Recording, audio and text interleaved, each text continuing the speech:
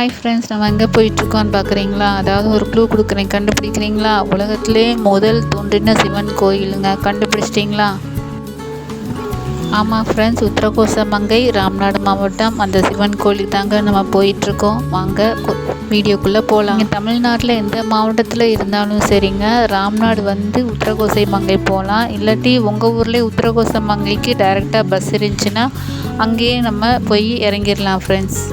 சாப்பிடணும்னு நினச்சிங்கன்னா ராம்நாட்லேயே சாப்பிட்ருங்க ஃப்ரெண்ட்ஸ். இல்லை கையில் சாப்பாடு கொண்டு போயிருங்க. ஏன்னா உத்தரகோசமங்கையில் அவ்வளோவா ஹோட்டல்ஸ் எதுவுமே கிடையாது. ஒரு காடு மாதிரி தான் இருக்குது. நம்ம அந்த கோவில் மட்டும்தான் ரொம்ப விசேஷமாக இருக்குது ஃப்ரெண்ட்ஸ். அங்கே வந்து மதுரையில் இருக்கிறனால மாட்டுத்தாவணி வந்து அங்கேருந்து ராம்நாட் பஸ் ஏறி அதுக்கப்புறம் உத்தரகோசமங்கை போனோம் ஃப்ரெண்ட்ஸ். இதான் ஃப்ரெண்ட்ஸ் கோவிலுக்கு போகிற வழி. உலகத்திலே தோன்றின முதல் சிவன் கோயில் ஃப்ரெண்ட்ஸ். பார்த்தீங்களா, கும்பாபிஷேகம் பண்ணனால கோபுரம்லாம் எவ்வளோ அழகாக தெரியுது பார்த்தீங்களா ஃப்ரெண்ட்ஸ்.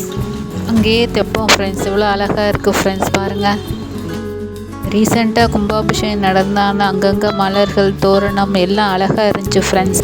ஃபஸ்ட் எடுத்தோன்னா ஒரு கோபுர நுழைவாயில் நுழைஞ்சோம் ஃப்ரெண்ட்ஸ். மொத்தம் அங்கே 3 கோபுரத்தில் நுழைவாயில் இருக்குது. ஃபஸ்ட்டு நுழைவாயில் நுழைஞ்சா அங்கே அம்மன் இருந்தாங்க ஃப்ரெண்ட்ஸ். பாருங்கள், அம்மனை பாருங்கள் ஃப்ரெண்ட்ஸ். அம்மனை நல்லா தரிசனம் பண்ணிக்கோம் ஃப்ரெண்ட்ஸ். ரீசெண்டாக கும்பாபிஷேகம் நடந்தனால அங்கே உள்ள தூண்கள், கோவிலே சூப்பராக இருந்துச்சு ஃப்ரெண்ட்ஸ். அங்கே உள்ள சிற்பங்கள் எல்லாமே சூப்பராக இருந்துச்சு ஃப்ரெண்ட்ஸ்.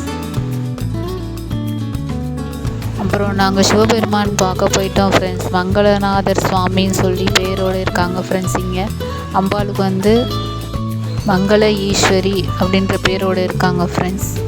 அங்கே சிவபெருமானை பார்க்கும்போது ஒரு அதிசயம் நடந்தது ஃப்ரெண்ட்ஸ். அது என்ன அதிசயம்னு கேட்குறீங்களா?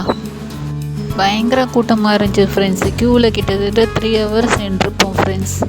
சுவாமி சரியாகவே தெரியலம்மா அப்படின்னு சொன்னான் ஃப்ரெண்ட்ஸ். அது உடனே சிவபெருமான் கேட்டுட்டாரா என்னன்னு தெரியல ஃப்ரெண்ட்ஸ். திடீர்னு யாரோ கதவை திறந்துட்டாங்க. நாங்கள் உள்ள வரையும் போய் சாமியை நல்லா தரிசனம் பண்ணி எங்களுக்கே ஒரு ஆச்சரியமாகவும் அதிசயமாகவும் இருந்துச்சு ஃப்ரெண்ட்ஸ். நாங்கள் சிவபெருமானை கண்ணு கிட்டேயே பார்த்துட்டோம் ஃப்ரெண்ட்ஸ். அவர் பொண்ணோ பொருளோ எதுவுமே கேட்கல ஃப்ரெண்ட்ஸ். உண்மையான பக்தி, உண்மையான அன்பை மட்டும்தான் கேட்குறாரு ஃப்ரெண்ட்ஸ். எங்களுக்கு அது ரொம்ப புரிஞ்சுது ஃப்ரெண்ட்ஸ். அந்த நேரத்தில் எங்களுக்கு ஆனந்த கண்ணீரை தவிர வேறு எதுவுமே வரல ஃப்ரெண்ட்ஸ். அவ்வளோ அதிசயமாக இருந்தது ஃப்ரெண்ட்ஸ். ஒரு விஷயம் ஃப்ரெண்ட்ஸ், சிவபெருமானில் க்யூவில் நின்று பார்க்கும்போது அங்கே ஃபேன் ஃபெசிலிட்டிஸ் எதுவுமே கிடையாது ஃப்ரெண்ட்ஸ். நீங்கள் குழந்தைகளை கொண்டு போனீங்கன்னா இல்லாட்டி ஒரு கையில் ஒரு விசிறி கொண்டு போயிருங்க, இல்லாட்டி ஹேண்ட் ஃபேன் ஏதாவது கொண்டு போயிருங்க ஃப்ரெண்ட்ஸ். கொடிமரம் ஃப்ரெண்ட்ஸ், நல்லா தரிசனம் பண்ணிக்கோங்க ஃப்ரெண்ட்ஸ். கும்பாபிஷேகம் ஹோமம் நடத்துவாங்க இல்லையா, அந்த இடம் ஃப்ரெண்ட்ஸ். இந்த கோவிலில் நடராஜர் தான் ரொம்ப விசேஷம் ஃப்ரெண்ட்ஸ். அப்புறம் மரகத நடராஜர் ஃப்ரெண்ட்ஸ். இந்த நடராஜர் வந்து சந்தனத்தால் மட்டுமே காட்சி தராரு ஃப்ரெண்ட்ஸ். ரீசெண்டாக கும்பாபிஷேகத்தப்போ மரகத நடராஜராக காட்சி தந்திருக்காரு ஃப்ரெண்ட்ஸ். நடராஜர் சந்நிதியும் பூவால் அலங்கரித்து அழகாக வச்சுருந்தாங்க ஃப்ரெண்ட்ஸ். நடராஜர் எடுக்க முடியல ஃப்ரெண்ட்ஸ், அவர் சந்நிதியை காட்டுறேன் பாருங்கள் ஃப்ரெண்ட்ஸ். இந்த நடராஜர் வந்து மரகத கல்லான ஆனவர் ஃப்ரெண்ட்ஸ். அதான் மரகத நடராஜர்னு சொல்கிறாங்க ஃப்ரெண்ட்ஸ். நடராஜர் சூப்பராக தரிசனம் பண்ணிட்டோம் ஃப்ரெண்ட்ஸ். அப்புறம் பார்த்தீங்கன்னா அங்கே மாணிக்க வாசல் சன்னதி இருந்துச்சு ஃப்ரெண்ட்ஸ், அதையும் பாருங்கள்.